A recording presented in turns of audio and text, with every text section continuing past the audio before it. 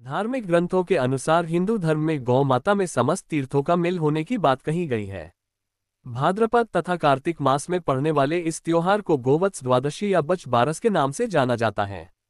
ये पर्व प्रतिवर्ष जन्माष्टमी के 4 दिन पश्चात यानी भाद्रपद मास में कृष्ण पक्ष की द्वादशी तथा दीपावली के पूर्व कार्तिक कृष्ण द्वादशी पर मनाया जाता है। आइए जानते हैं इस पर्व की कथा के बारे में। कथा। बच बारस की प्रचलित कथा के अनुसार बहुत समय पहले की बात है। एक गांव में एक साहूकार अपने 7 बेटे और पोतों के साथ रहता था। उस साहूकार ने गांव में एक तालाब बनवाया था, लेकिन कई सालों तक वो तालाब नहीं भरा था। तालाब नहीं भरने का कारण पूछने के लिए उसने पंडित को बुलाया। पंडित ने कहा कि इसमें पानी तभी भरेगा जब तुम या तो अपने बड़े बेटे या अपने बड़े पोते की बलि दोगे। तब साहूकार ने अपने बड़ी बहू को तो पीहर भेज दिया और पीछे से अपने बड़े पोते की बलि दे दी। इतने में गरजते बरसते बादल आए और तालाब पूरा भर गया। इसके बाद बच बारस आए और सभी ने कहा कि अपना तालाब पूरा भर गया है, इसकी पूजा करने चलो। साहूकार अपने परिवार के साथ तालाब की पूजा करने गया।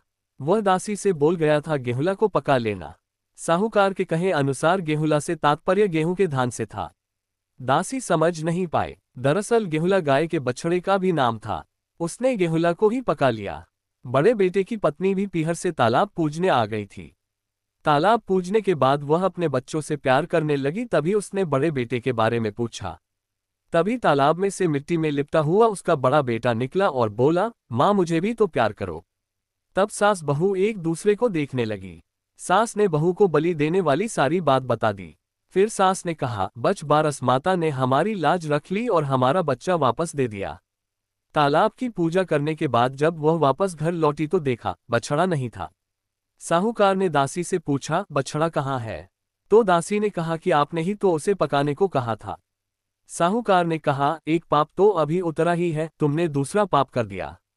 साहूकार ने पका हुआ बछड़ा मिट्टी में दबा दिया। शाम को गाय वापस लौटी तो वह अपने बछड़े को ढूंढने लगी और फिर मिट्टी खोदने लगी। तभी मिट्टी में से बछड़ा निकल गया। साहूकार को पता चला तो वह भी बछड़े को देखने गया। उसने देखा कि बछड़ा गाय का दूध पीने में व्यस्त था। तब साहूकार ने पूरे गांव में यह बात फैलाई कि हर बेटे की मां को बच बारस का व्रत करना चाहिए। हे बछबारस माता, जैसा साहूकार की बहू को दिया वैसा हमें भी देना। कहानी कहते सुनते ही सभी की मनोकामना पूर्ण करना। कहीं कहीं मतांतर से कथा में ये जिक्र भी मिलता है कि गेहूंला और मूंगला 2 बछड़े थे जिन्हें दासी ने काटकर पका दिया था, इसलिए इस दिन गेहूं, मूंग और चाकू तीनों का प्रयोग वर्जित कहा गया है।